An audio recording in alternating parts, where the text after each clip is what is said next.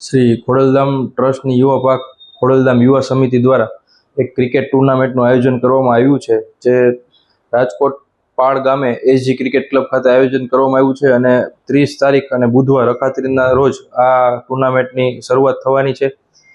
આ આખો ટુર્નામેન્ટ 9 દિવસ ચાલશે। તેમાં ટોટલ 32 ટીમોએ પાર્ટિસિપેટ કર્યું છે અને 8 તારીખ 8/5/2025ના રોજ ફાઇનલ મેચ હશે અને જે ફાઇનલ વિજેતા હશે તેમને 51,000નું ઇનામ ખોડલધામ ટ્રસ્ટ તરફથી આપવામાં આવશે અને રનર્સ અપ ટીમને 21,000નું ઇનામ આપવામાં આવશે।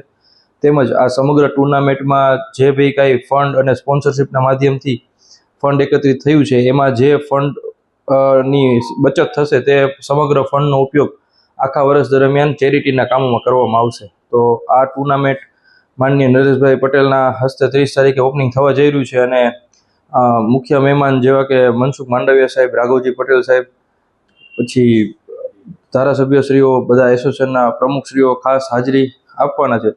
તો બધા લોકોને આ ટુર્નામેન્ટના ઓપનિંગ પ્રસંગે 30 તારીખે આવવા માટે ભાવભર્યું આમંત્રણ છે।